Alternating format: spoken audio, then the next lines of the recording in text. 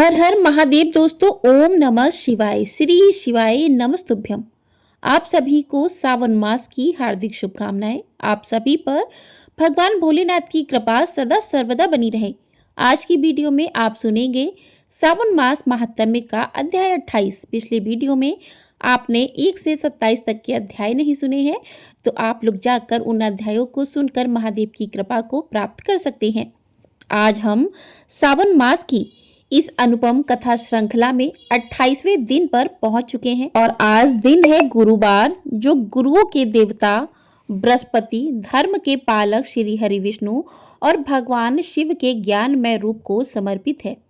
इस पवित्र दिन हम सादर प्रणाम करते हैं भगवान शिव के दक्षिणामूर्ति स्वरूप को, जो मौन में भी अमृत उपदेश देते हैं, आत्मा को जागृत करते हैं और साधक को मोक्ष के मार्ग पर अग्रसर करते हैं। आइए हम सब मिलकर प्रार्थना करते हैं कि हे भगवान शिव, हमें विवेक, ज्ञान और आत्मशक्ति का प्रकाश दीजिए, जिससे हम हर अंधकार रूपी दुख को पार कर सके। हे माँ पार्वती, हमें संतुलन, करुणा और नारी शक्ति की ऊंचाइयों को समझने की प्रेरणा दें। हे बृहस्पति देव, हमारे जीवन को सत्कर्म, संयम और धर्म की भावना से भर दें। यदि कथा, पूजा या मनन में कोई चूक हो जाए तो कृपया हमें क्षमा करें और अपनी कृपा से पथ प्रदर्शन करें। आइए अब सुनते हैं आज का अध्याय। प्रेम से बोलिए हर हर महादेव। ओम नमः शिवाय। इससे पहले के अध्याय में महादेव जी ने देवी पार्वती को जालेश्वर शिवलिंग के बारे में बताया था। जालेश्वर शिवलिंग का नाम कैसे पड़ा, अगर आप इस बारे में जानना चाहते हो तो इस कथा के माध्यम से पहले के अध्याय में आपको बताया गया है। आप वीडियो को जरूर देख लीजिएगा। आगे बताते हुए महादेव जी कहते हैं, हे पार्वती, आशापुर विघ्नराज के स्थान से दक्षिण और नैऋत्य कोण में थोड़ी ही दूर पर एक पाप हरक चंद्रेश लिंग है। वहीं अमृत कुंड और कुल कुंड भी है। जो उन कुंडों में स्नान करके चंद्रेश्वर की पूजा करेगा, वह सहस्त्र वर्षों तक तपस्या करने का फल पाएगा। वही चंद्र तड़ाग है, जिसका विस्तार 16 धनुष का है। वहां से परम उत्तम कपिलेश्वर लिंग का दर्शन करने के लिए जाएं। वह स्थान शशिभूषण से पूर्व, कोटि तीर्थ से पश्चिम, जरदत्त गव से दक्षिण और समुद्र से उत्तर की ओर है। पूर्व समय में महर्षि कपिल ने वहां महेश्वर की स्थापना करके 10,000 वर्षों से अधिक समय तक बड़ी भारी तपस्या की थी। उनके द्वारा वहां कपिल धारा नाम की दिव्य महानदी लाई गई है। समुद्र में आज भी उसका दर्शन होता है। जो कपिला नदी में नहाकर कपिला गाय का दान करता है, वह कोटि गोदान के फल का भागी होता है। यह सभी पापों का एकमात्र प्रायश्चित बताया गया है। भादो मास के कृष्ण पक्ष में षष्ठी तिथि को अगर मंगलवार, रोहिणी नक्षत्र तथा व्यतिपात योग हो तो वह कपिला षष्ठी कही जाती है। उस दिन कपिल क्षेत्र में अर्क स्थल में तथा शुभ कपिला संगम में मिट्टी और तिलों के द्वारा स्नान करके संध्या वंदन और जप के द्वारा मनुष्य रक्त, चंदन मिश्रित जल और कनेर के फूल से भगवान सूर्य को अर्घ दे और इस प्रकार कहे कि हे त्रिलोकीनाथ, भगवान सूर्य को नमस्कार है। तीनों लोकों को प्रकाशित करने वाले तेजो रश्म में आपको नमस्कार है, बारंबार नमस्कार है। कृपया यह अर्घ ग्रहण कीजिए। इसके बाद सूर्य देव की परिक्रमा करके कपिलेश्वर जी की पूजा करें। आगे बताते हुए महादेव जी कहते हैं, पार्वती, स्वर्ग की इच्छा रखने वाले ब्राह्मण, क्षत्रिय, वैश्य और शूद्र जिनके देव दुर्लभ दिव्य जल का सेवन करते हैं, उन गंगा जी के मुनिजन सेवित परम मनोहर पवित्र तट पर गज नाम के एक बलवान राजा राजकाज छोड़कर स्नान करने के लिए आए। उनकी सती साथ भी पतिव्रता पत्नी भी उनके साथ भी वहां आई। दोनों दंपत्ति गंगा जी के किनारे रहने लगे। इस प्रकार वहां रहते हुए उनके 10,000 वर्ष बीत गए। फिर महायशस्वी भद्र मुनि जप होम परायण अनेक ब्राह्मणों के साथ वहां आए। उन्होंने गंगा जी में स्नान करके अपने शरीर का मल नष्ट किया। फिर समस्त भूत प्राणियों की तृप्ति के लिए जल देकर भगवान जनार्दन की पूजा की। फिर जो ही हो, वे नदी के तट पर डेरा डालने लगे कि तुरंत ही उनकी दृष्टि राजा गज पर पड़ गई। राजा ने भी उन सबको देखा और आगे जाकर कहा, पूजनीय महर्षियों, आप लोग मेरे घर पधारिए। मेरी यशस्वी पत्नी संगता के हाथ से पूजा ग्रहण करके जहाँ आपकी इच्छा हो उस पुण्य पथ पर जाइएगा। राजा के इस प्रकार अनुरोध करने पर वे महर्षि उनके भवन में पधारे। उनको विचित्र आसन देकर राजा ने उनके आगे हाथ जोड़े और भद्र मुनि से कहा, मुनि, यह पृथ्वी धन धान्य से परिपूर्ण है। नगरी पूरी पर्वत, समुद्र, सरिता, सरोवर, ग्राम, गोकुल, श्रेष्ठ मनुष्य, रत्न तथा आकर आदि से सुशोभित है। भोग में आसक्त होकर परम ज्ञान से विमुख रहने वाले पुरुषों के लिए इसको त्यागना बहुत कठिन है। भोग संपन्न पृथ्वी ही महाभयानक संसार में पुनरावृत्ति कराने वाली है। यही बार बार पुरुष गिरते हैं। अतः जिस दान और तपस्या के अनुष्ठान से मनुष्य निर्मल स्वर्गलोक को पाता है, कृपया उसका उपदेश कीजिए। तब भद्र बोले, राजन, जो अपने भीतर विराजमान सच्चिदानंद घन परमात्मा को नहीं देखते, उनके लिए ब्रह्म तीर्थ जल से भरे हुए जलाशय मात्र ही है और देवता पत्थर और मिट्टी की मूर्ति मात्र है। अगर परमात्मन तत्व का ज्ञान है, सभी तीर्थों और देवताओं के चिन्मय स्वरूप का दर्शन होता है। इस भूतल पर अनेकों तीर्थ हैं, बहुत से पुण्यमय देव मंदिर हैं, बहुत सारी पुण्य सलीला पवित्र नदियां तथा पावन जल वाले समुद्र हैं। यह पृथ्वी स्थान स्थान में कदम कदम पर बहुत पुण्य देने वाली है। कृष्ण, विष्णु, ऋषिकेश, शंख, गदी, चतुर्भुज, महाबाहु, प्रवासवासी, दैत्यसूदन, 12 वामन, नरसिंह, बल, अर्जुन, गदाधारी, राघव, शत्रुदमन, गोविंद, जनार्दन, श्रीधर, हरि, बद्रिकाश्रम, बासी, नरनारायण, पदनाम, सुनाव, है ग्रीव, द्विजनाथ, दामोदर, जगन्नाथ तथा सर्व पापहारी हरि, यही देवादिदेव श्री विष्णु के स्थान है। इनमें से जहाँ भी मनुष्य जाते हैं वही सब पातकों से मुक्त हो जाते हैं। गंगा, यमुना, गोदावरी, शतद्रु, विद्या, पयोधा, वरदा, सरयू, गंडकी, चंद्रभागा, बिपाशा तथा शोड़ा, यह और बहुत सारी सरिताएं पुण्यमय हैं। हिमवान पर्वत भी पुण्य तीर्थ है। इन सब के नामों का उच्चारण करने मात्र से ही समस्त पाप रसातल को चले जाते हैं। अगहन में कानिकुब्ज तीर्थ में निवास करके स्त्री और पुरुष शोक मुक्त हो जाते हैं और स्वर्गलोक को चले जाते हैं।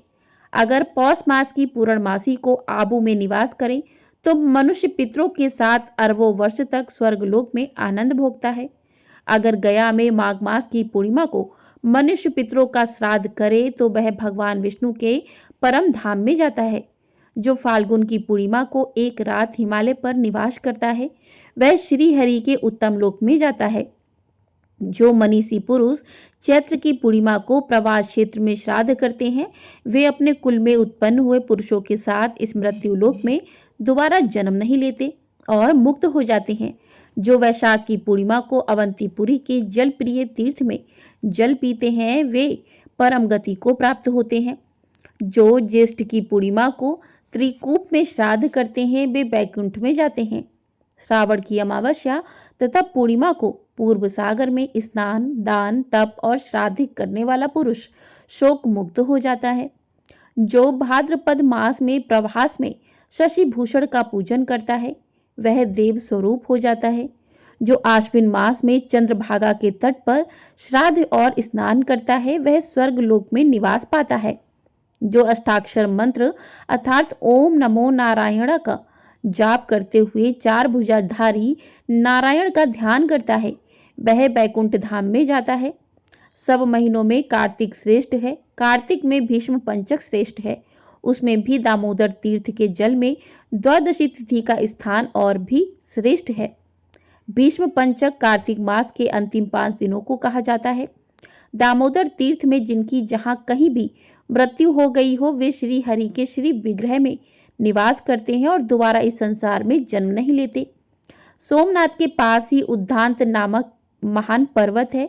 उसके पश्चिम भाग में रेवत पर्वत है जहाँ कांचन शेखरा नदी बहती है। उस पर्वत में लाल, सफेद, नील और कृष्ण धातुएं हैं। उसमें कुछ पत्थर हाथी के समान आकार वाले हैं तो दूसरे सोने के समान हैं। ब्राह्मण, क्षत्रिय, वैश्य, शूद्र तथा शूद्रों के सेवक उस पर्वत का सदा सेवन करते हैं। बहुत से पक्षी वहां चहकते रहते हैं। पशु पक्षी सर्प तथा कीट पतंग आदि जो भी जीव वह कालवश मृत्यु को प्राप्त होते हैं वे उत्तम विमान पर आरूढ़ होकर भगवान विष्णु के धाम को जाते हैं। उपर्युक्त नदी धरती फोड़कर पाताल से आई है। इंद्र ने भी स्वर्ग से यहाँ आकर उत्तम यज्ञ किया और अतिशय उत्तम पद पाकर व्याधिहीन स्वर्गलोक की उपलब्धि की।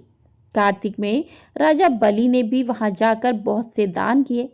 हरिश्चंद्र शिव नल नहुस नाभाग तथा अमरीश आदि ने भी वहां अनेकों सत्कर्म किए हैं। श्रेष्ठ ब्राह्मणों को नाना प्रकार के वस्त्र छत्र तथा रस मिश्रित अन्नदान करके वे विष्णु लोक में गए, जहां से फिर इस मृत्यु लोक में पुनरावृत्ति नहीं होती। जो उस तीर्थ में ब्राह्मणों को भक्ति पूर्वक पत्र पुष्प फल और जल दान करता है वह जलसाई भगवान श्री हरि को प्राप्त होता है। जो भूख से पीड़ित मनुष्यों के लिए वहां एक पसर या मुट्ठी भर भी अन्न देता है वह श्रेष्ठ विमान पर चढ़कर चंद्रलोक से भी ऊपर जाता है। दामोदर के आगे 1 मास तक उपवास करने पर मनुष्य दामोदर नगर अर्थात बैकुंठ धाम को जाता है, जहां से फिर वापस नहीं लौटता। जो दामोदर के आगे 5 पत्थर का मंदिर बनवाता है वह भगवान श्री हरि के धाम में जाता है। जो स्त्री भगवान का सुंदर मंदिर बनवाती है वह विष्णु धाम को जाती है। जो 1000 पत्थरों का बहुत सुंदर मंदिर बनवाता है वह परम ब्रह्म को प्राप्त होता है। जो दामोदर मंदिर पर पचरंगी ध्वजा फहराता है वह उसके तंतुओं के बराबर दिव्य वर्षों तक स्वर्गलोक में निवास करता है। वहां से 2 कोस पर वस्त्रपथ नामक उत्तम क्षेत्र है, जिसका दर्शन करने से सब पाप नष्ट हो जाते हैं और पुनरावृत्ति रहित परम धाम की प्राप्ति होती है। स्त्री या पुरुष जो भी संसार बंधन का नाश करने वाले शिव जी का पूजन करते हैं वे शिवलोक में पूजित होते हैं। भद्र की यह बात सुनकर राजा गज कार्तिकेय पूर्णिमा का तीर्थ कृत करने के लिए श्रग यजु और सामवेद के ज्ञाता ब्रह्म ज्ञानियों में श्रेष्ठ ब्राह्मणों छात्र धर्म परायण क्षत्रियों दान परायण वैश्यों तथा सेवा कुशल शूद्रों को साथ लेकर उस तीर्थ में आ गए और अनेक प्रकार के दान देकर अग्नि में होम करके अग्निष्टोष्टम तथा अश्वमेघ आदि यज्ञों का अनुष्ठान किया। उस तीर्थ में कितने ही पुरुष गायत्री मंत्र का जप करते हुए और कुछ लोग मन ही मन सावित्री और सरस्वती का ध्यान करते थे। कितने ही ब्राह्मण ब्रह्मा जी के द्वारा संकलित पवित्र वैदिक सूक्तों का पाठ करते और दूसरे लोग द्वादक्षर अर्थात ओम नमो भगवते वासुदेवाय मंत्र का जाप किया करते थे। सब शास्त्रों को देखकर और बार बार उन पर विचार करके एकमात्र यही सिद्धांत स्थिर किया गया है कि सदा भगवान नारायण का ध्यान करना चाहिए। महादेव जी के सिवा दूसरा कोई ऐसा नहीं है जो गिरते हुए की रक्षा कर सके। चंद्रमा और सूर्य आदि ग्रह बार बार जाकर लौट आते हैं, किंतु द्वादक्षर मंत्र का चिंतन करने वाले भक्तजन आज भी नहीं लौटते। जिसने हरि इन 2 अक्षरों का एक बार भी उच्चारण कर लिया उसने मोक्ष धाम तक पहुंचने के लिए मानो कमर कस ली है। एक भक्त व्रत नक्त व्रत अयाचित व्रत और उपवास व्रत यह तथा और जो व्रत हैं उनका भगवान दामोदर के आगे अनुष्ठान करके मनुष्य कृत हो जाते हैं। राजा गज ऋषियों के साथ वहां बैठे हुए वार्तालाप कर ही रहे थे कि इतने में ही वहां सहस्त्रों विमान आ गए। वे पत्नी तथा देशवासियों सहित विमान पर आरूढ़ होकर अनामय पद को प्राप्त हुए। जो मनुष्य सदा इस प्रसंग को पढ़ता अथवा सुनता है वह सब पापों से मुक्त होकर अंत में विष्णु धाम को जाता है। प्रेम से बोलिए जय भोलेनाथ, हर हर महादेव। आज के अध्याय में बस इतना ही। इसके आगे का वृत्तांत आप लोग अगले अध्याय में सुनिएगा। प्रेम से बोलिए हर हर महादेव। अब सुनते हैं श्री शिव चालीसा पाठ। जय गणेश गिरिजा सुमन मंगल मूल सुजान, कहते अयोध्या दास तुम देहु अभय वरदान। जय गिरिजापति दीन दयाला, सदा करत संतन प्रतिपाला। भाल चंद्रमा सोहतनी के, कानन कुंडल नांग फनी के। अंग गौर सिर गंग बहाए, मुंड माल तन छार लगाए। वस्त्र खाल बागंबर सोहे, छवि को देखी नाग मन मोहे। मैना मातु की हवे दुलारी, वाम अंग सोहत छवि नारी। कर त्रिशूल सोहत छवि भारी, करत सदा शत्रुघ्न छयकारी। नंदी गणेश सोहे त कैसे, सागर मध्य कमल है जैसे। कार्तिक श्याम और गढ़राऊ, या छवि को कही जात न काऊ। देवन जब ही जाए पुकारा, तब ही दुख प्रभु आप निवारा। किया उपद्रव तारक भारी, देवन सब मिली तुम्हें जुहारी। तुरत सडानन आप पठायो, लव निमेष मह मारी गिरायो। आप जलंधर असुर संहारा, सुअस तुम्हार विदित संसारा। त्रिपुरासुर सन युद्ध मचाई, सभई कृपा कर लीन बचाई। किया तपई भागीरथ भारी, पूरब प्रतिज्ञाता सुपुरारी। दानिन मह तुम सम को नाही, सेवक स्तुति करत सदाही। वेद नाम महिमा तब गाई, अकत अनादि भेद नहीं पाई। प्रकटी उदधि मंथन में ज्वाला, जरत सुरासुर भय बिहाला। कीनी दया तहम करी सहाई, नीलकंठ तब नाम कहाई। पूजन रामचंद्र जब कीना, जीत के लंक विभीषण दीना। सहस कमल में हो रहे धारी, कीन परीक्षा तभई पुरारी। एक कमल प्रभु राखयु जोई, कमल नयन पूजन चह सोई। कठिन भक्ति देखी प्रभु शंकर, भय प्रसन्न दिए क्षितवर। जय जय जय अनंत अविनाशी, करत कृपा सबके घटवासी। दुष्ट सकल नित्य मोहि सतावे, भ्रमत रहो मोहि चैन न आवे। त्राहि त्राहि मैं नाथ पुकारो, ये अवसर मोहियान उबारो। ले त्रिशूल शत्रुघ्न को मारो, संकट से मोहियान उबारो। मात पिता भ्राता सब होई, संकट में पूछत नहीं कोई। स्वामी एक है आस तुम्हारी, आए हरो मम संकट भारी। धन निर्धन को देत सदाही, जो कोई जांचे सो फल पाही। स्तुति के ही विधि करे तुम्हारी, क्षमौ नाथ अब चूक हमारी। शंकर हो संकट के नाशन, मंगल कारण विघ्न विनाशन। योगी यति मुनि ध्यान लगावे, शारद नारद शीश नवावे। नमो नमो जय नमः शिवाय, सुर ब्रह्मादिक पार न पाए। जो ये पाठ करे मन लाई, तापर होत है शंभु सहाई। ऋषनिया जो कोई हो अधिकारी, पाठ करे सो पावनहारी। पुत्र होन कर इच्छा जो निश्चय, शिव प्रसाद ते होई। पंडित त्रयोदश पूर्वक होम करावे, त्रयोदशी व्रत करे हमेशा। ताके तन नहीं रहे कलिशा, धूप दीप नैवेद्य चढ़ावे। शंकर सम्मुख पाठ सुनावे, जन्म जन्म के पाप नसावे। अंत धाम शिवपुर में पावे, कहे अयोध्या दास आस तुम्हारी। जानी सकल दुख हरौ हमारी। नित्य नेम कर पाठ करो चालीसा, तुम मेरी मनोकामना पूर्ण करो जगदीश। मगसर छठी है मंत्र ऋतु, संबद 64 जान। स्तुति चालीसा शिभय पूर्ण कीन कल्याण। हर हर महादेव। इस प्रकार से शिव चालीसा पूर्ण हुआ। अब करते हैं भगवान भोलेनाथ की आरती। ओम जय शिव ओमकारा, प्रभु हर शिव ओमकारा। ब्रह्मा विष्णु सदा शिव अर्धांगी धारा। ओम जय शिव ओमकारा, एकानन चतुरानन पंचानन राजे। स्वामी पंचानन राजे, हंसानन गरुड़ासन वृषवाहन साजे। ओम जय शिव ओमकारा, दो भुज चार चतुर्भुज दश भुज अति सोहे। स्वामी दश भुज अति सोहे, त्रिगुण रूप निरुखता त्रिभुवन जन मोहे। ओम जय शिव ओमकारा, अक्षमाला बनमाला मुंडमाला धारी। स्वामी रुंडमाला धारी, चंदन मृग मद सोहे भाले शशिधारी। ओम जय शिव ओमकारा, श्वेतांबर पीतांबर बागंबर अंगे। स्वामी बागंबर अंगे, सनकादिक भूतादिक ब्रह्मादिक संगे। ओम जय शिव ओमकारा, करके मध्य कमंडलु चक्र त्रिशूलधारी। स्वामी चक्र त्रिशूलधारी, सुखकारी दुखहारी जग पालनकारी। ओम जय शिव ओम। ब्रह्मा विष्णु सदा शिव जानत अविवेका, प्रणवाक्षर के मध्य ये तीनों एका। ओम जय शिव ओमकारा, काशी में विश्वनाथ विराजत नंदनी ब्रह्मचारी। नितुठ भोग लगावत महिमा अति भारी। ओम जय शिव ओमकारा, त्रिगुण शिव जी की आरती जो कोई नर गावे। कहत शिवानंद स्वामी सुख संपत्ति पावे। ओम जय शिव ओमकारा, हर हर महादेव। ओम नमः शिवाय।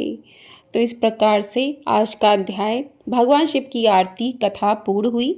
आपको वीडियो पसंद आई हो वीडियो को लाइक कर लीजिएगा। चैनल पर नए हैं तो चैनल को सब्सक्राइब भी कर लीजिएगा। आपको हमारे चैनल पर सावन पूर्णिमा कब है, पूर्णिमा का व्रत आपको किस दिन रखना है, सभी जानकारी मिल जाएगी। तो चैनल को सब्सक्राइब कर लीजिएगा, वीडियो को ज़रूर देखिएगा। सावन पूर्णिमा की कथा सुनाई जाएगी और साथ ही सत्यनारायण भगवान की कथा भी सुनाई जाएगी। रक्षाबंधन कब है, राखी बांधने का शुभ मुहूर्त क्या रहेगा, सभी जानकारी आपको इस वीडियो में प्राप्त होने वाली है। आपको इस चैनल पर तो चैनल को सब्सक्राइब करके बेल आइकन प्रेस कर दीजिएगा, जिससे आने वाली सभी वीडियो का नोटिफिकेशन आपको मिल सकेगा और आप लोग सभी वीडियो को देख सकेंगे। और ये वीडियो पसंद है कमेंट बॉक्स में हर हर महादेव अवश्य लिखिएगा। हर हर महादेव।